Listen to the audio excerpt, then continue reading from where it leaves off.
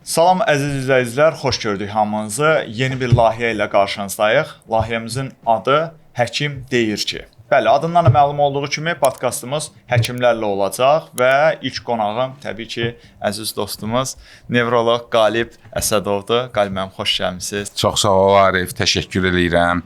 Sizə də, əziz tamaşaçılarımıza da bir həkim kimi sağlamlıq arzulayıram. Təşəkkür edirəm. Gümrahlıq arzulayıram. Əsəbləri sakit, gözəl, xoşbəxt bir həyat arzulayıram hər birinizə. Təşəkkür edirəm doktor. Doktor, ilk nəyə görə nevrologiyadan başlamaq istədim? Dövrümüzün böyük bir problemi hal-hazırda stressdir, əsəbdir.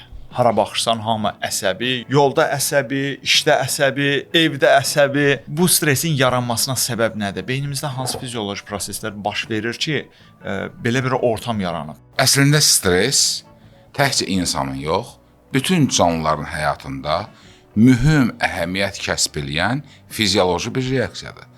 Stres hansısa bir təhlükəli bir hadisənin olmağını bizə xəbər verən bir siqnalizasiya sistemidir. Əgər bu gərginlik, həyəcan olmasaydı, növ həyatda qala bilməzdi və bu gərginlik, həyəcan səbəbli növ müəyyən müdafiə tədbirləri görür, özünü qoruyur. Yəni stres, kiçik sözlə desək, bu bədən üçün lazımlı olan fizioloji reaksiyadır. Hansısa bir təhlükəli bir hadisə baş verir, mən dərhal həyəcanlanıram və orqanizm məni səfərbər eləyir ki, mən ya qaçım canımı qurtarım, ya da təhlükənin üstünə hücuma keçib onu məhv edeyim. Bu, bütün canlılarda var, beyni olan bütün canlılarda var. Deməli belə, bizdə nədir? Bir də var xroniki stres, hər gün gərginlik, tutaq ki, pis qonşu var, pis kollektiv var, ortam var. Hər gün sənin beynini, əsəblərini gərginləşdirən bir obyekt var. Bu zaman hər dəfə orqanizm səfərbər eləyir və axırda tükənir. Bax, tükənəndə əmələ gəlir xəstəlik. Tükənəndə insanın orqanizmi tükənəndə əmələ gəlir aqressiv davranış, əsəbilik, gərginlik və bu gün sizin dediyiniz kimi küçələrdə görən bu cür aqressiv davranışların çoxusu məhz tükənmiş sindromundan əziyyət çəkən insanlarda olur. Yəni daimi gərginlik və bəzən hətta biz lazımsız olan bir şeyləri şişirdirik, dramatikləşdiririk və ona hansısa məna, mahiyyət veririk, hansı ki, 3 gündən sonra, 5 gündən sonra tamamilə yadımızdan çıxaracaqıq. Buradan da tamaşaçılar özü tutub deyirəm. Əgər bir ildən sonra unudacağınız bir şeydən ötürü 5 dəqiqədən artıq əzab çəkməyə dəyməz. Və biz dramatikləşdirib özümüzü gərginləşdiririk. Məsələn, siz fikir versəz, bizim küçələrdə, yollarda hamı tələsir, hamı qaça-qaçdır. Nə növbə mədəniyyətimiz yoxdur, növbədə durmaq yoxdur. Hətta növbə varsa mütləq hansısa bir yol axtarırıq ki, başqa yolla keçək. Avtomobil idarə edərkən mütləq növbə ilə solağı götürüb sakit, səliqə ilə getmək yoxdur. Mütləq kənardan, oradan, buradan özümüzü dürtməliyik və bütün bunlar hamısı həm özümüzə ziyandır, həm də ətrafdakılara ziyandır. Ətrafdakıların əsəbini korlayır. Düşünürəm, bütün bunların qarşısını almaqdan ötürü beyni inkişaf elətdirmək lazımdır. Beyni də nə cür inkişaf elətdirmək olar? Təhsil müəssisəsi ilə. Təhsili yüksək olan mədəni cəmiyyətlərdə siz belə bir aqressiv davranışların şahidi ola bilməzsiniz.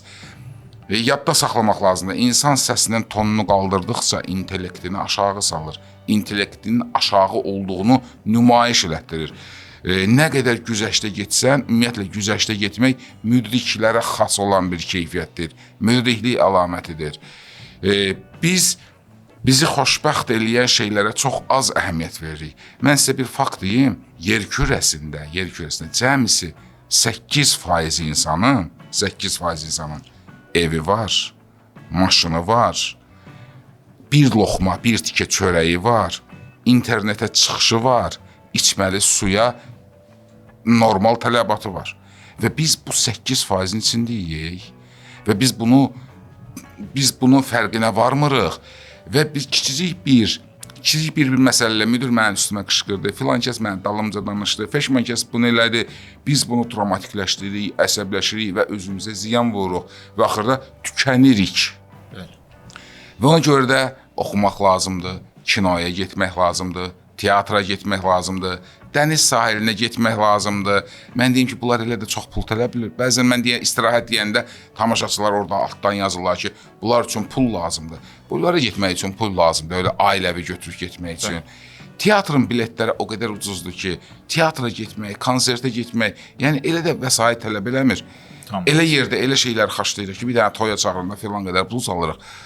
Nə qədər yas yerlərində, nə boyda israfçılıq olur və bunun bir hissəsini öz istirahətimizə sərf eləsək, hamı inandırım ki, hamının üzü gülər olar. Doktor, bəzən stres deyirlər ki, yuxu çatışmazlığından da yarana bilir. Məsələn, yuxusuz qalır adam, gecə 1 saat, 2 saat yatır. Bu da müəyyən bir dərəcədə stresə səbəb ola bilər. Ümumilikdə götürsək 5-6 saat yatmaq bizim beynimizin bir növ belə deyim də restart olmasına kifayət edərmi? Belə deyək, stres özü bəzən yuxusuzluğa da gətirir çıxarır. Yəni stres həm yuxusuzluq stresə gətirib çıxarır, gərginliyə gətirib çıxarır. Eyni zamanda bizim gündəlik həyatda keçirdiğimiz əsəbi gərginlik də yuxunun pozulmasına gətirib çıxarır. Yuxu orqanizmin vacib fizioloji prosesidir. Yuxunu pozmaq, gecə 3-ə qədər internetdə oturmaq, sonra özləri dedilər ki, saat 11-ə qədər yatıram. Belə baxanda 8 saat yatır, 3-dən tutaq ki, neçəyə qədər yatır. Amma biz gecə yatmalıyıq. Bizim orqanizmimizin bioloji saatı var. Bunu yadda saxlama. Axşama doğru getdikcə xüsusi zullalılar sintez olunur. Beyin, orqanizmdə olan maddələrin badəsi zəifləyir. Beyin yavaş-yavaş tormozlanır və biz yatmalıyıq. Səhərə doğru getdikcə tamamilə başqa zullalar sintez olunur və beyin qabığı aktivləşir, tonusa minir və durub biz əməklə hansısa vərdişlərlə məşğul olmalıyıq. Əgər biz bu sistemi pozuruqsa, bütün endokrin sistem pozulur, ürəyin fəaliyyəti pozulur, hüceyrələrin fəaliyyəti pozulur və 5-6 saat yatmaq özü də yuxunun birisi strukturu var. Yuxunun mərhələləri var. Bu mərhələ gəlir, sonra bu mərhələ gəlir, sonra yenidən əvvələ qayıdır, REM faza, non-REM faza, nə bilim, cürbəcür mərhələlər var. Yuxunun, hər bir yuxunun strukturu var. Bu strukturun pozulması da beynin funksiyalarını pozur, faydalı imsalını azaldır. Sonradan da biz geleydənirik ki, bizim yaddaşımız pisdir, bizim diqqətimiz pozulub, müəyyən təzyiqimiz qalxıb, aqressiv davranırıq. Axşam 8 saat yatmaq lazımdır və 8 saat məhz gecə yatmaq lazımdır. Gecə növbəsi insanların məhz bu sistemdə pozulduğu üçün gecə növbəsində işləyənlərin əksəriyyətində biz nevrotik reaksiyalar görürük. Bəli, problemdir. Bu arada əziz izləyicilər, yuxu mövzusunda Qalib doktorlar keçən ilin fevral ayıdır, səhv etmirəmsə, çox möhtəşəm bir podkastımız var və doktor o podkast bütün ölkədə, yəni böyük bir əks-səda doğurdu. Ondan sonra da nə qədər yuxu haqqında videolar falan. O videonu da yuxarıda işarəsi çıxacaq indi. Ora yerləşdirəcəyik, baxa bilərsiniz.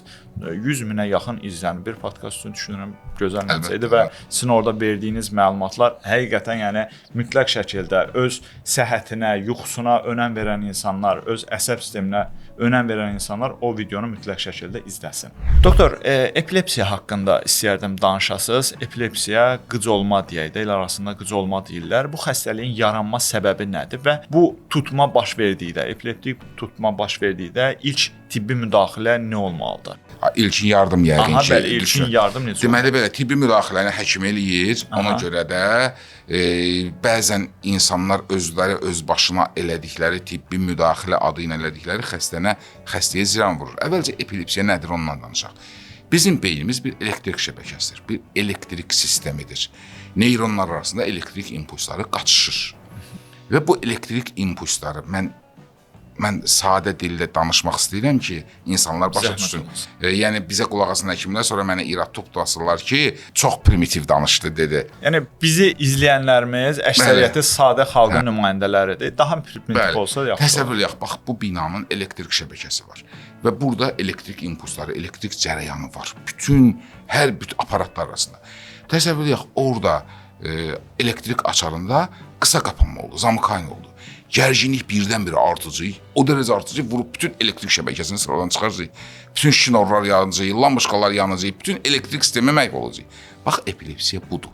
Bizim beynimizdə hardasa bir ektopik ocaq yaranır və burada vaxtaşı olaraq qısa qapanma baş verəndə beyində gərginlik o dərəcədə artır ki, insan huşunu itirir, yerə yıxılır və bütün əzələlərində qıc olma başlayır, çəngə olma başlayır. Nədən yarana bilər bu epilepsiya xəstəliyi? Ola bilər doğuş travması keçirib, hardasa bir beyində çapıq əmələ gəlib və bu ektopik ocaqdır. Ola bilər başında şiş əmələ gəlib. Ola bilər beyinə qan sızmayıb, hansı neyronlar ölüb, orada çapıq toxum əmələ gəlib. En qədər səbəblər var ki, beyində proses var, travma alıb, beyinə qan sızıb, sonra yerində çapıq toxum əmələ gəlib, həmin yerdə başlayır qısa qapanma baş verməyə. Hətta ola bilər ki, biz yoxlayırıq MR müayinələri, müxtəlif müayinə metodlarla yoxlayırıq. Beyində heç bir gözlə görünən dəyişiklik yoxdur. Amma xəstədə epileptik qıcolma tutmalar baş verir. Buna biz esensial epilepsiya deyirik. Amma ki, bunun mikroskopik analiz edəndə orada da beyində problemlər görünür. Sadəcə o qədər kiçikdir ki, bu gözlə görsənmir və həmin o qısa qapanma baş verir. Epileptik tutma zamanı xəstə birdən-birə qışqırır, yıxılır, nəfəs dayanır, tənəffüs dayanır. Tənəffüs dayandığı üçün rəngi göyərir, bütün əzəllər qıc olur. Buna deyirlər tonik faza. Sonra başlayır titrəməyə, əlləri əsməyə, başlayır xırıltılı nəfəs almağa və yavaş-yavaş ağzından köpük gələ bilər. Qıc olma zamanı əgər o qəfildən baş verir, dili dişlərin arasında qalıbsa, həmin köpüyə qan da qarışa bilər, amma bu qan dildən gələn bir qandır, qarışa bilər və hardasa 3-5 dəqiqədən sonra xəstə yavaş-yavaş özünə gəlir. Epileptik tutma zamanı xəstə ətrafda nə baş verdiyini dərk eləmir, heç nə eşitmir. Yeri gəlmişkən, bəzən buna dahilərin xəstəliyi deyirlər. Dante, Nobel, Van Gogh, Sezar, Napolyon bu xəstəlikdən əziyyət çəkiblər. Bu xəstəlik. Populyasiyada belə deyək, əhalinin 0.5%-də bu xəstəlik olur. Uşaqlarda daha çox olur. Beyin qabığı inkişaf elədikcə yavaş-yavaş bəzən yetkinlik dövründən sonra bu xəstəlik keçir gedir. Hətta yeri gəlmişkən mən fürsətdən istifadə edib bir məsələni deyim. Bax, mənim xəstələrim içərisində olub ki, valideyn fikirləşib ki, mənim uşağım xəstədir, epileptikdir. Bunun beynini yükləməyim. Məktəbdə pis oxuyur, dərsə getmir, kitab oxumur və beyni yükləməsin, təki bunu dərmanlardan eləyim. Amma elə valideyn də olub ki, deyib ki, nə olsun ki, sənət verməliyəm, dərsini oxusun və üstündə durub dərsini oxuyub, məktəbə əlaçı qiymətlərlə bitirib, yaxşı oxuyub. İkisi də eyni dərmanlar atır, eyni cür epileptik xəstədir. Hansı ki, dərsini oxuyur, yaxşı oxuyur, beyin inkişaf eləyir, beyin qabığı inkişaf eləyir, həddi buluğa çatdıqdan sonra xəstəlik sağalır. Biz həmin antiepileptik dərmanları kəsirik. Hansı ki, beyin inkişaf eləməkdir, elə avara gəzibdir və belə adamlar bəzən ömürlərinin axırına qədər antiepileptik dərman atmağa məcburdurlar. Çünki dərmanı kəsən kimi başlayır pristoplar əmələ gəlmək, tutmalar əmələ gəlmək. Beyni inkişaf elətdirmək. Beyni inkişaf eləmək, səyahət, kitab oxumaq heç də beyni yükləmək deyil. Əksinə bu beynin inkişafı deməkdir və xəstəliyin sağalması deməkdir. Gəlirik ilk yardıma. Nədənsə təkcə Azərbaycanda belə bir mif var ki, dil qatlanır adlanan bir söz var. Məsələn, dünyanın başqa yerində siz buna rast gələ bilməzsiniz, dil qatlandı. Və dünyanın heç bir yerində epileptik tutma zamanı ağzını açsın, ağzını dəmir prebetinə açırlar, sındırırlar dişlərini, ağzını zədələyirlər. Belə bir şey yoxdur. Bir dənə burada var, hardan çıxıb bu əfsanə, mən onu anlaya bilmirəm. Dil qatlana bilməz, dil bura bitişikdir, aşağı bitişikdir. Sadəcə tonik fazada sən ağzını açsan da, açmasan da xəstə nəfəs almayacaq. Çünki bütün əzəllər iflic, belə qıc olubdur. Qıc olubdur. Və sonra klonik faza gəlir, başlayır xəstə xırıltı nəfəs almağa. Adam elə bilir ki, bu bunun ağzını açdığı üçün bu başladı nəfəs almağa. O ağzını açsan da, açmasan da, o başlayacaq bir dəqiqədən sonra klonik fazaya keçməyə və xırıltılı nəfəs almağa. Epileptik tutma zamanı nə etmək lazımdır? Çalışmaq lazımdır. Başı hardasa yaxınlıqda iti predmet varsa, ora dəyməsin. Xəstəni yan üstə çevirmək lazımdır. Çünki ağızdan gələn köpük nəfəs yoluna düşməsin. Boğula bilər nəfəs yoluna düşür. Yan üstə çevirib və ağızdan gələn köpük fərqi yoxdur. Sizə nə cür imkan var o istiqamətdə. Yana çevirib və ağızdan gələn köpüyü yaylıqla, dəsmalla silmək lazımdır. Epileptik tutmanın vaxtı var, konkret vaxtı. Şillələmək, bəzən üstünə su tökürlər, bəzən cürbəcür işlər görürlər, fikirləşirsən, niyə beləliklər görəsən? Və tamaşaçılar, YouTube'da gedin, baxın, xarici dildə, rus dilində epileptik tutma zamanı nə etmək lazımdır? Burada hamısında görsənir, yan üstə çevirmək lazımdır. Yeri gəlmişkən mən o videonu sizə atarım. Həmin o epileptik tutma zamanı. Ona yerləşdirir. Yan üstə çevirib bu həmin sizə göndərdiyim video Almaniyada xəstəxanada epileptik tutma zamanı baş verən bir həkimlərin reaksiyasıdır. Bəli, real reaksiyasıdır. Ona baxarsınız belə. Doktor, bir şey deyim. Biz deyirik ya, yanı tərəf çevirin və başı ucu şiş bir yerə dəyməkdən, tinə falan dəyməkdən, bəli. Divara, nəyəsə bir yerə qorumaq, yəni, adamı tutmaq lazımdır, yoxsa yox? Çünki mən uşaq olanda elə bir travma yaşamışam. Yanımda bir əsgərin elə epileptik tutması oldu və onlar da 6-7 yaşım. Yəni yerdə adam bildiyin çabalayır da, balıq, quruya düşən balıq kimi. Onun qolun falan tutmağa mı? Ehtiyac yoxdur. Yox. Sadəcə qorumaq lazımdır ki, dəyməsin. Başı dəyməsin. Başını tutursan, yanı üstə yəyirsən, ağızdan gələn köpüyü təmizləyirsən. Panika qaldırmaq, hara eşir qaldırmaq və s. Düzdür, epileptik tutmada siz deyən kimi ətrafdakılar üçün çox vahim bir mənzərə yaranır. İnsanlar elə birlər öldü, nəsə bir ciddi problem oldu. Yeri gəlmir ki, həm vaxt gözlər bəzən açıq olur, bərəlmiş olur, gözün qarası yuxarı dikilir və ətrafdakılar üçün çox dəhşətli bir mənzərə yaranır. Hər şey ölümü göstərir, rəng göyərib, ağzından köpük gəlir, nəfəs ala bilmir. Amma bu həyat üçün təhlükəli deyil, epileptik tutma və epilepsiya xəstələri daim dərman atmalılar. Epilepsiya bəzən xəstələr 1 il dərman atırlar, görürlər tutmaları olmadı və dərmanı kəsirlər. Epilepsiya qrip deyil ki, 3 gün dərman atasan, geçsin. Dərmanın dozasını azaltmaq barədə həkim nə vaxt düşünür? Sonuncu tutmadan 3 il keçdikdən sonra. Sonuncu tutmadan 3 il keçdikdən sonra biz xəstənin başına elektroensefaloqraf edirik. Əgər orada epiaktivlik yoxdursa, bu zaman dərmanın dozasını azaltmaq barədə düşünürük. Azaldıb ehtiyatla yavaş-yavaş kəsmək. Hissi. Amma birdən-birə 2 il tutması yoxdur, dərmanı kəsir, sonradan elə bir güclü tutmalar başlayır ki, artıq həmin dərman, həmin doza təsir eləmir. Ya dozanı qaldırmalısan, ya böyrünə başqa bir dərman qoşmalısan. Yeri gəlmişkən, hər ürək getmə də epilepsiya deyil. İsterik tutmalar var, xüsusən qadınlarda olur, əsəbi gərginlikdir, qaynanası ilə dalaşdı, əli ilə danışdı, yıxılır, güya əlləri qıc oldu, nə oldu və bu epilepsiya deyil. Yəni bu zaman nəyə fikir verirsən? Bəzən insanlar çətinlik çəkirlər və gəlirlər, ay doktor, mənim yoldaşımda, mənim qızımda epileptik tutmalar olur, qıc olma. Baxır ki, xəstə həqiqətən gözü bir nöqtədir ki, əlində də qıc olma var. Nə etmək lazımdır? Özünüzü itirmirsiniz, həmin tutmanı videoya çəkirsiniz. Bu gündən hamının əlində telefon var. Videoya çəkirsiniz, həkim gözü ilə görsün ki, bu tutma nə cürdür.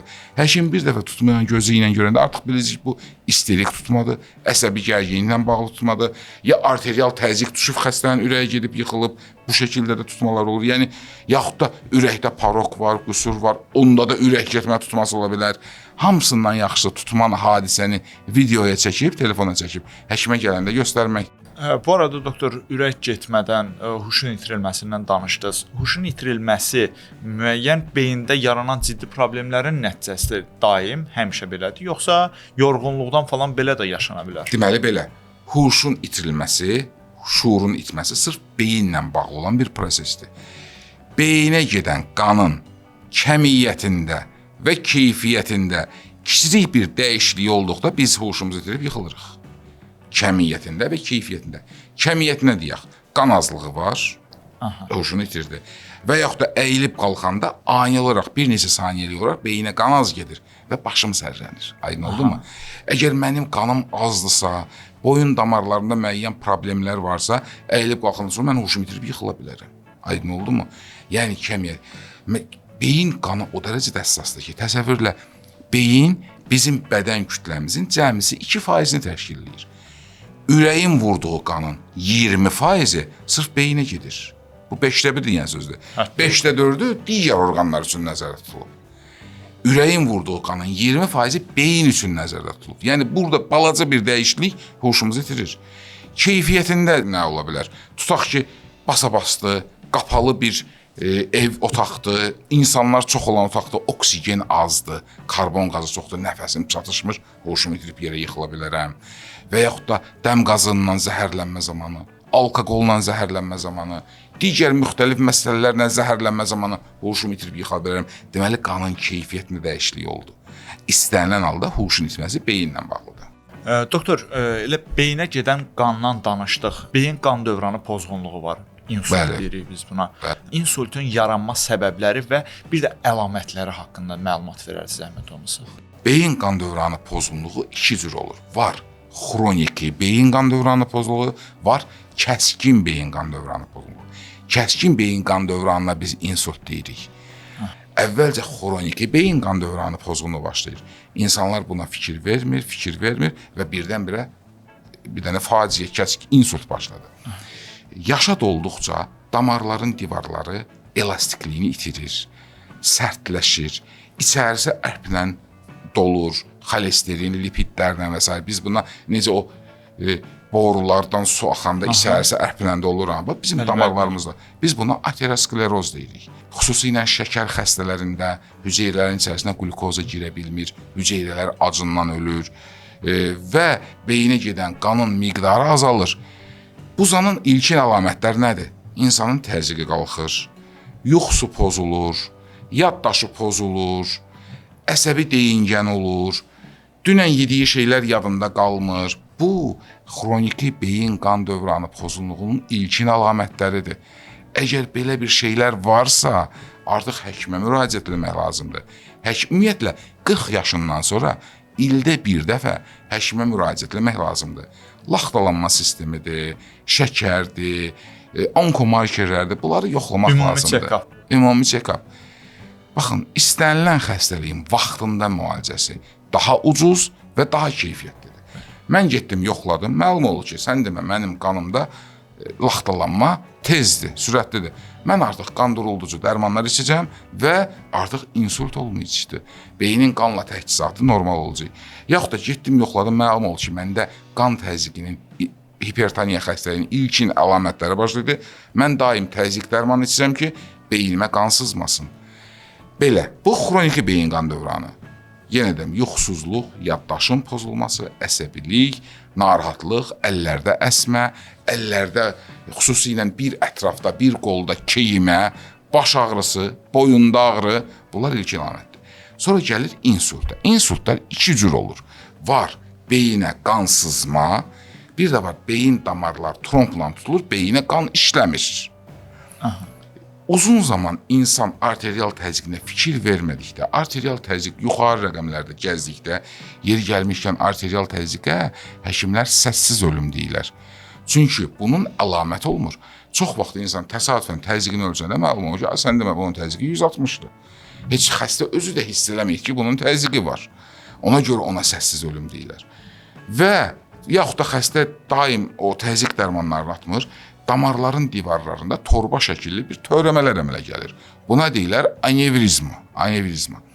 Və bu damarların divarlarında olan torban, onun divarları çox nazikdir. Günlərin bir günü əsəbləşəndə, hansısa bir həyəcanlı xəbər eşidəndə, hansısa səbəbdən təzyiq birdən-birə qalxanda həmin torba partlayır və beyinə qan sızma baş verir. Beyinə parenxima qan sızması, bunu deyirlər hemorragik insult. Beynin parenximasında qan sızma olanda xəstəni həyata qaytarmaq, müalicə eləmək mümkün olur. Elə vaxt olur ki, mədəçilərə beynin içində boşluqlar var. Ya uzunsov beyin, o hissiyə qan sızma olanda ani ölüm baş verir. Xəstə ani, heç gözünü açmaq macal tapmır. Beyinə o dərəcədə, çünki tənəffüs mərkəzləri, ürək-damar sisteminin mərkəzləri zədələnir və onlar dayanır. Bir də var işemik insult. Bu, damarların divarı trombla tutulur və trombla tutulanda qan getmir. Qan getməyəndə neyronlar başlayır ölməyə. Nə səbəblərdən olar? İnsanın ürəyində xəstəlik var, aritmiyası var, yenə də laxtalanma problemləri var, şəkərinə nəzarət eləmir, diqqət eləmir. Xüsusilə şəkər xəstələri diqqətli olmalıdırlar. Şəkər təkcə beyində yox, bütün orqanlarda problemlər yaradır. Şəkər xəstələri, təzyiqi olan xəstələr, pis vərdişləri olan xəstələr və bütün bunları ciddiyə almaq lazımdır ki, insultlar baş verməsin. Çünki insultlar baş verəndən sonra çox zaman bu əlilliklə nəticələnir, əgər xəstəni biz sağalda bilsək. Bu insanlar rakdan qorxurlar, xərçəngdən qorxurlar, avariyadan qorxurlar, qəzalardan qorxurlar. Amma ümumiyyətlə insanlar arasında ölümün səbəbləri arasında birinci yerdə ürək qan damar sisteminin, yəni qan dövranı pozğunluğunun xəstəlikləri durur. Birinci yerdədir ölümün səbəbləri içərisində. Doktor, nevrologiyadan danışmışkən, Alzheimer xəstəliyi və yaddaş pozğuntusundan, yaddaş itkisindən danışmamaq absurd olardı, belə deyim. Biz gənc nəsil öncədən hansı tədbirlər görə bilərmi ki, gələcəkdə Alzheimerə tutulmasın və yaxud da tutulduqsa da bu xəstəliyin müalicəsi varmı? Xəstəlik iki növü var. Bir erkən yaşda genetik olan irsi xəstəlik var. Bu zaman erkən yaşlarda başlayır və nəsildə davam edir. Bu adətən bədxassəli gedişə malikdir. Bir də var ki, yaşad olduqca bəzi adamlarda neyronlarda xüsusi zülallar əmələ gəlir. Mən o zülalların adlarını çəkib insanları yormaq istəyirəm. Hansısa bir zülallar əmələ gəlir ki, bu neyronları tələf eləyir, məhv eləyir və insanın yaddaşında ciddi pozuntular əmələ gəlir. Deməli nədir? İstəyir genetik olsun, istəyir gecikmiş formalı Alzheimer olsun. Bunlar hamısı neyronların məhvi ilə, neyronların qidalanmasının pozulması ilə əlaqədardır. Bayaq mən insultlarda dediyim kimi beynin qan dövranı pozulmasını gətirən xəstəliklər Alzheimerin əmələ gəlməsinə səbəb olur. Və beynin qan dövranını yaxşılaşdıran bütün vasitələr eyni zamanda Alzheimerin qabağını almağa yönəlir. Bəs bizdən nə asılıdır? Bizdən nə asılıdır? Bizdən asılı olan bir şeylər nədir? Beyni inkişaf elətdirmək. Hər biz yeni bir şey öyrənəndə, yeni bir informasiya alanda neyronlar arasında əlaqələr əmələ gəlir. Buna deyirlər sinapslar. Sinapslar nə qədər çoxdursa, bu adam o qədər müdrik və ağıllıdır. Deməli, nə etmək lazımdır? Oxumaq, yeni informasiya almaq. Yeni informasiyanı hardan biz ala bilərik? Səyahət, gəzmək. Siz fikir versəz, Avropada insanlar təqaüdə çıxdıqdan sonra çıxırlar dünya səyahətinə, gəzirlər. Və neçə yaşlarında da pozitiv üz quruluşları, gülər üz sifətləri və xoşbəxt bir görkəmlər olur. Gəzmək, səyahət eləmək, baxmadığın yerləri görmək, yeni dillər öyrənmək, yeni bir maraqlar, vərdişlər öyrənmək, xüsusilə kitab oxumaq, hər kəsin öz maraq dairəsinə uyğun. Sizə zövq verən işlərlə mümkün qədər çox məşğul olmaq beyində neyronları daim aktiv eləyir və neyronların məhv olmasının qarşısını alır. Şahmat oynamaq, domino oynamaq, intellektual oyunlar oynamaq, yenə deyirəm, beyni daim işlətmək lazımdır. Beyin nə qədər çox işləsə, o qədər daha effektiv olacaq və bu xəstəlikdən daha az əziyyət çəkəcəksiniz. Doktor, mənim özümdə də bəzən yaşayıram bunu. Uzun zaman kompüter arxasında oturanda, indi videoların montajı və s. və yaxud da telefonla reel sürüşdürə-sürüşdürə baxırıq ki, 2 saatda oturmuşuq. Boyun ağrıları tez-tez yaşayıram. Oynaqlarda ağrılar olur. Buna elmi adı səhv etmirəmsə osteoxondrozdur. Osteoxondrozun bayaq dediyim fəaliyyətlərlə hər hansı bir əlaqəsi varmı, yoxsa bu da müəyyən qida pozğuntusu mu deyim və yaxud da şəraitdən yaranan xəstəlikdir? Çox aktual bir temadır, çox maraqlı bir sual verdin. Osteoxondroz bugün ən çox geniş yayılan fəqərə sütununun xəstəliyidir. Bizim fəqərəmiz sümüklərdən təşkil olunur, fəqərlər. Onların arasında qığırdaq disk var. Qığırdaq disk biz qaçarkən, tullanarkən, müəyyən əyilib qalxanda onurğanın elastikliyini təmin eləməkdən ötürüdür. Çünki onurğanın içərisində orqanizm üçün olduqca vacib olan bir orqan, onurğa beyni yerləşibdir. Onurğa beyni zədələnməsin deyə həmin o fəqərlərin arasında qığırdaq disk var və bu elastikliyi təmin eləyir və onurğa beynindən də onurğa beyni sinirləri çıxır, bizim əllərimizi, qollarımızın hərəkətini idarə eləyir. Bayaq siz tamamilə doğru dediniz. Bugün niyə müasir dövrdə aktualdır? Çünki müasir insan az hərəkət eləyir. Təkcə siz yox, əksəriyyətimiz vaxtdan çoxunu masa arxasında keçirir. Kompüter arxasında və yaxud da yazı stolunun arxasında, evə gəlir, evdə də həmçinin və yaxud da ki, ağır fiziki əməklə məşğuldur. Daim ağır şeylər qaldırır. Bu zaman sümüklər bir-birinə yaxınlaşır, fəqərə həmin o qığırdaq disk sıxılır və yaxud da oturaq həyatda uzun müddətdə keçirdikdə həmin yenə də sümüklər yaxınlaşır, həmin o fəqərlər bir-birinə sıxılır. Nəticədə həmin o qığırdaq disk elastikliyini itirir, sərtləşir, nazikləşir. Sümüklər bir-birinə yaxınlaşanda onurğa beyni sinirləri də sıxılır və həmin o sinirin getdiyi istiqamətdə bizdə başlayır ağrı beldə və yaxud da boyunda. Əsasən bel oma nahiyəsi və boyun daha çox hərəkətlər olduğu üçün orada baş verən osteoxondroz daha tez nəzərə çarpır. Bilirsiniz, mən elə tamaşaçılar da bizə baxır, mən sizdən bir şey soruşacağam.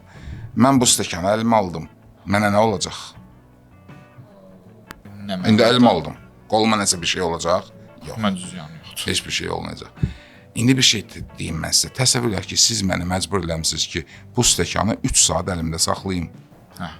Qolum ağrımağa başlayacaq.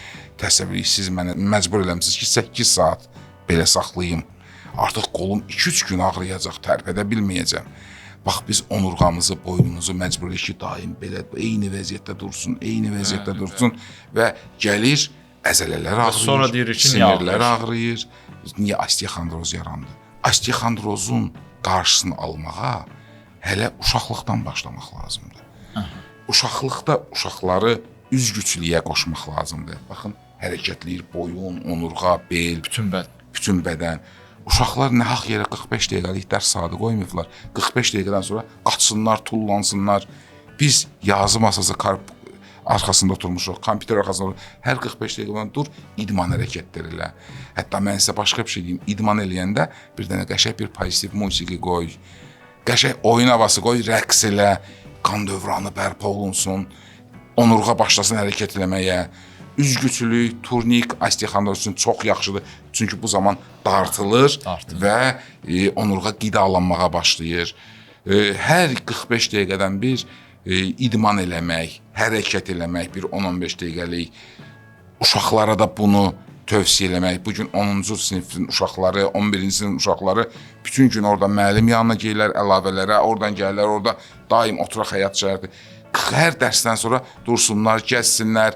Dərsi danışanda var gəl eləyə danışsınlar. Mütləq rəqs eləməyin çox xeyri var. Pozitiv emosiya yaradır. Əhval-ruhiyyən yaxşı olur. Qan dövranı yaxşılaşır. İdman hərəkətlərinin belə. Doktor, idman dediniz. Mən elə növbəti sualımda bu da var idi. İdman beynə necə təsir eləyir? Onu izah elədiniz ətraflı. Bir də meditasiya var. Meditasiya bizim sinir sistemimizə müsbət təsir göstərirmi, yoxsa bu hər hansı bir kəslərin maliyyə fırıldağımıdır deyim, yoxsa necə bir şey deyək buna? Baxın, o baxır beyinə. İnsan əgər nədən zövq alırsa, o əlbəttə ki, beyində pozitiv emosiya yaradan mediatorların artmasına gətirib çıxarır və insan bundan zövq alır. Məsəl üçün, meditasiyada oturmağa mənim səbrim çatmaz və mən ondan zövq almıram. Və meditasiyaya sərf olunan vaxtı mən vaxt ikisi hesab edirəm. Amma bu mənim şəxsi fikrimdir. Amma elə insan var ki, həmin meditasiya o qədər inanır ki və ondan zövq alır. Qoy eləsin. Əgər bir şey ki, səni sakitləşdirir və rahatlaşdırırsa, bunu eləyə bilərsiniz. Ümumiyyətlə, çalışın ki, gündəlik rasionda sizin zövq aldığınız bir şeylər mümkün qədər çox olsun. Nədən ki, sizi pis eləyir, ondan qaçın. Elə verilişlər var ki, insanı ağladır, bədbəxt istilətdirir, nə edir? Qaçın ondan, ağlamayın. Amma elə şeylər var ki, məsələn, mənim zövq aldığım şeylər tarixi filmlərdir, tarixi podkastlardır, tarixi yerlərə gəzməkdir və elə adam var ki, amma tarixi nəyimə lazımdır. Oldu, keçdi də, mənə gələcək daha maraqlıdır. Mən meditasiyadan zövq almıram, amma elə adamlar var ki, bundan zövq alırlar və beyni sakitləşdirir, məşğul olsun. Bu, yəni meditasiyanın bir növ belə deyək, seçim kimi deyə bilərik. Yəni idman elə deyil. Bildiyim qədərilə idman hamıya xeyirdir. İdmanın da elə növləri var ki, hamıya xeyir deyil. Bu günlərim dəvət üşütdü, məsəl üçün, tutaq ki, fitness. İnsanlar gedirlər, birdən-birə həddindən çox idman eləməyə başlayırlar və gəlir ürəkdə problemlər yaranır.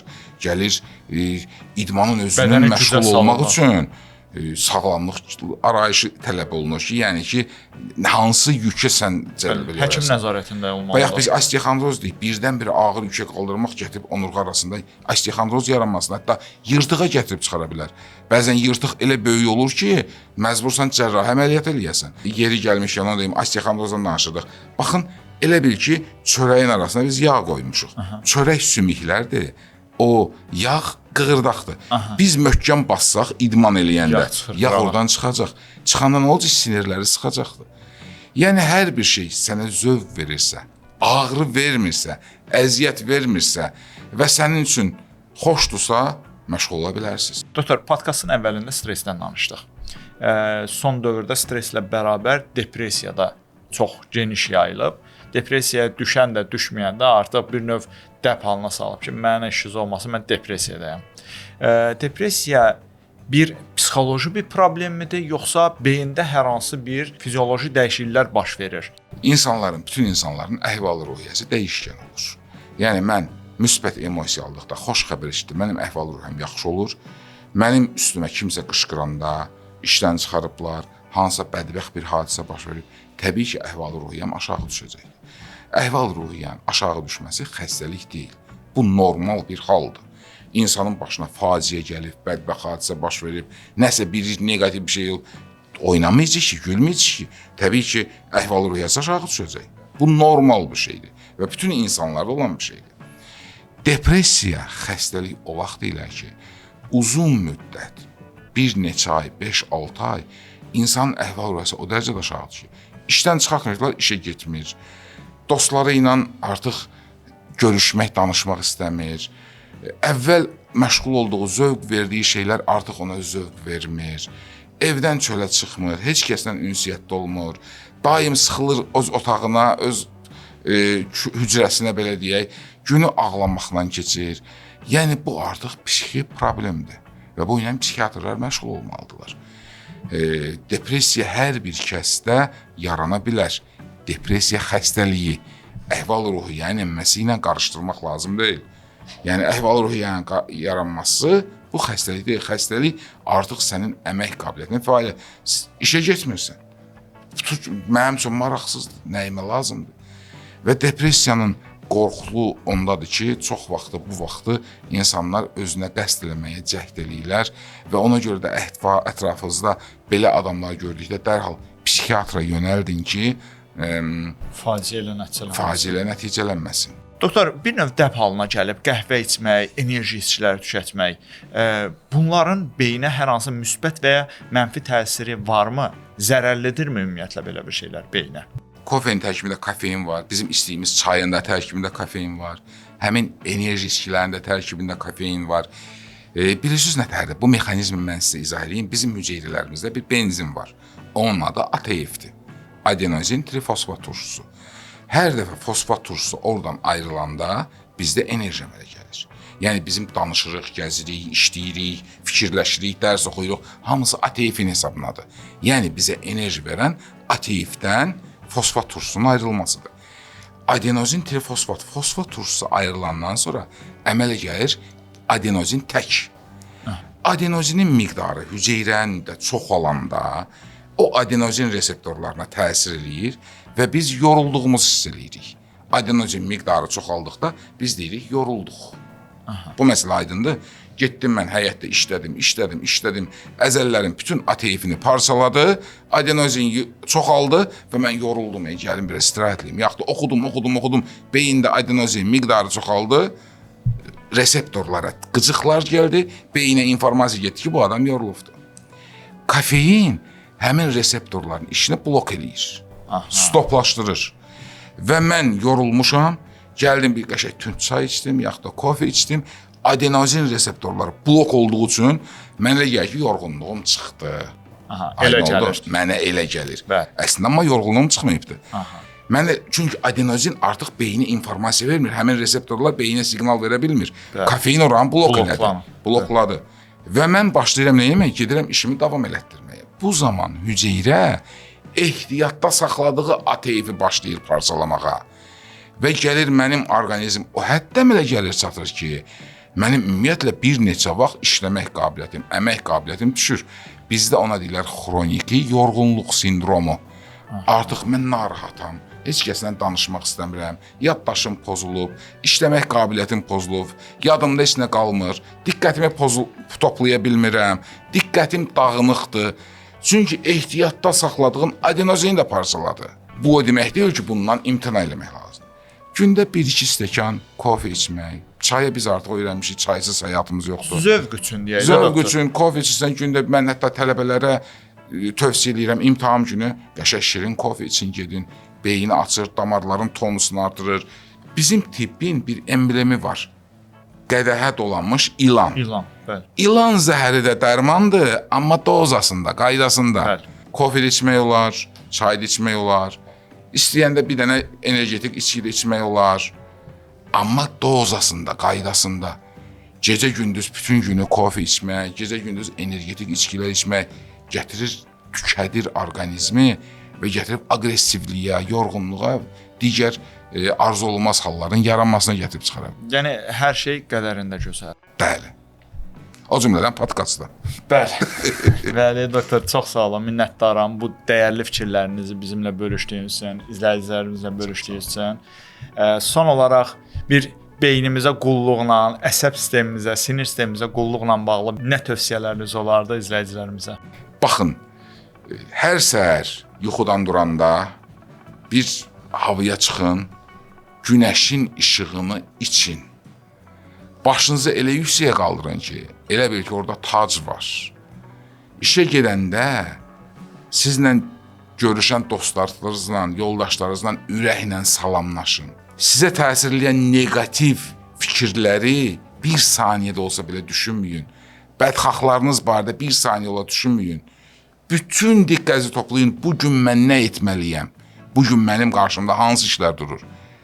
Başınızı aşağı salın və sizin qarşınıza duran vəzifəni vicdanla yerinə yetirin.